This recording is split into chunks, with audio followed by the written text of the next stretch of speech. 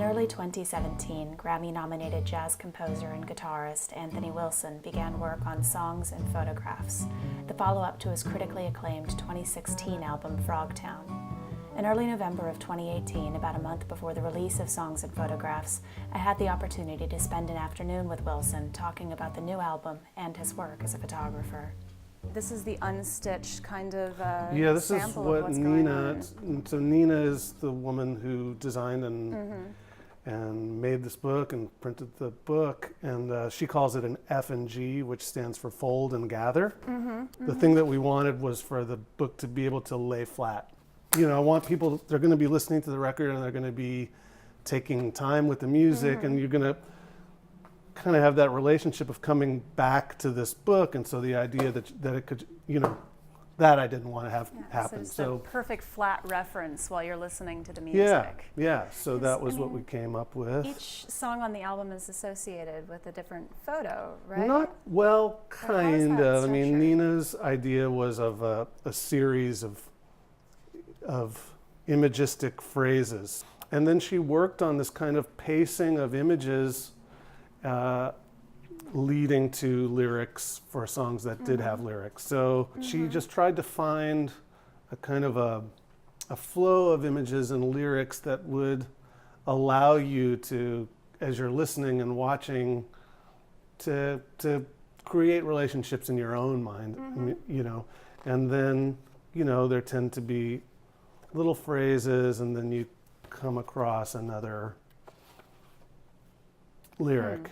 Whoever's viewing the picture is going to know that there's a whole world outside of that. The frame sort of limits the world, and there's a whole world around that, and we'll fill in a lot. And actually, it's the same with songs. I mean, one thing I love about songs is how much you can leave out in a song. You can say something that's doesn't make sense or doesn't seem to follow, and in a lot of ways it's really better for the listener, because the listener then can come in and join the world of a song in a way that they can't when everything is given. And for me, you know, the process of making the pictures for this record, and I mean, which I didn't know that I was going to be making them to go along with music, but the process started to really inform how I was actually writing songs.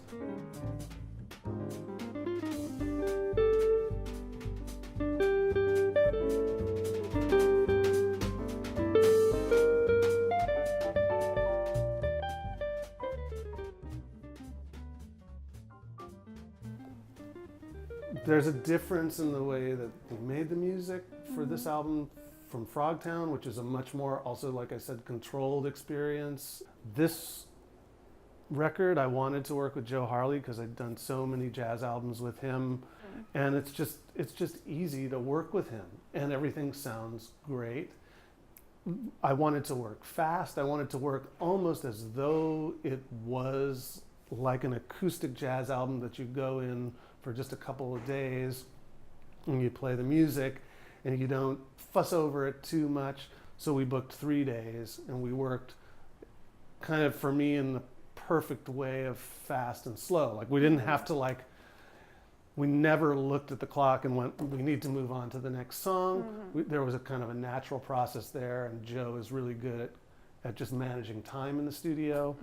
And then the musicians were a combination of colleagues of mine. Gerald Clayton on the piano, who is just one of the most luminous, beautiful jazz pianists in the world, with such a huge frame of reference, and Joshua Crumbly, who I met several years ago. He was a student at Juilliard, but he's been playing in Kamasi Washington's band as well as Leon Bridges' band. So he's got also this same kind of beautiful ability to adapt to different kind of song material.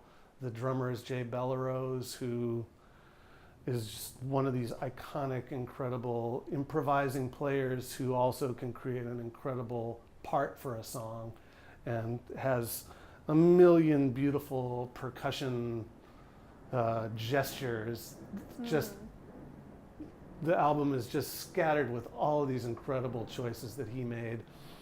And then a keyboard player, Patrick Warren, who is an orchestrator with all kinds of keyboards, vintage keyboards and old samples. He's got his own library of samples that he's compiled over the years, but nothing ever feels like he's like looking for some special sound. So we went in, we improvised, but we looked at each song as its own world. And so to me, it feels like a real progression from the last album, in terms of working kind of a different world, but still really song-based. Yeah. Yeah. You want to go take some pictures? Sure. Yeah. Well, I've always really been into taking pictures, and I didn't have any good cameras or anything. I've had little point and shoot kind of things all my life. And I've probably done this same kind of thing for years, you know, walk around, but not as much of a practice. Like I'm just beginning to discover some things about how I can be creative and how I can let more into doing creative activity. I don't know, like if you're trained up learning to do music, and music is sort of your métier. Music is your kind of, it's your way of making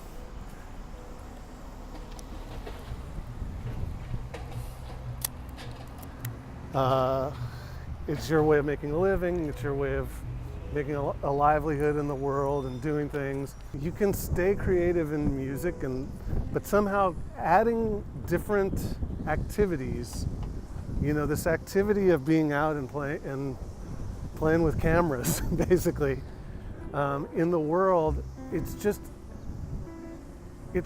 started me thinking about making music in a different way. So that's why it feels like suddenly I feel more open creatively than I had in a long time.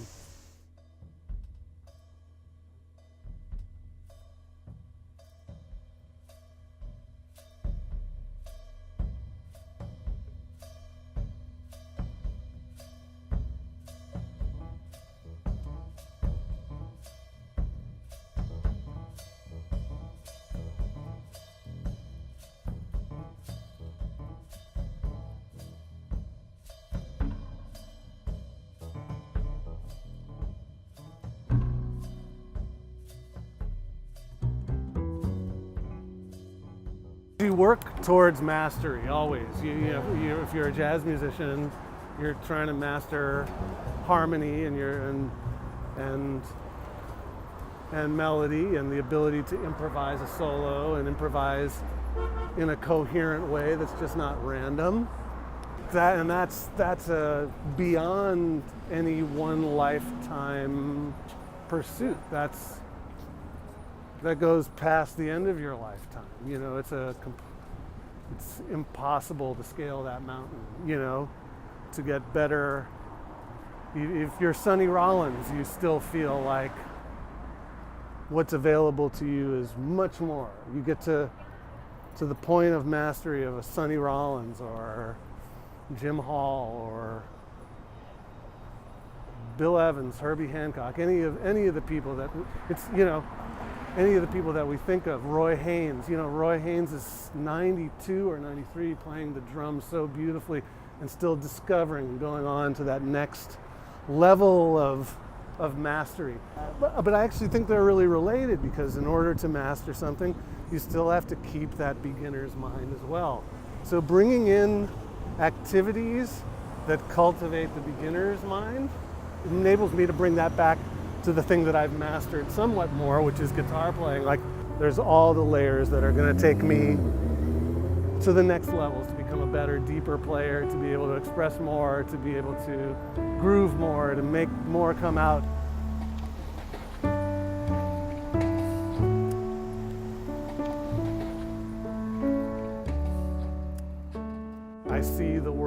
completely differently than I did. I look around more. I'm more interested in everything that I see around me. I stop all the time everywhere I go. You know, being out on tour, luckily to have this privilege of having worked with some great artists and be able to go out and play, you do meet interesting people and you do experience the world in really, really interesting ways. And but for me, this is just I definitely feel like I learn my city better every time I go out like this, and I feel like I'm sort of opening up to the world a bit more.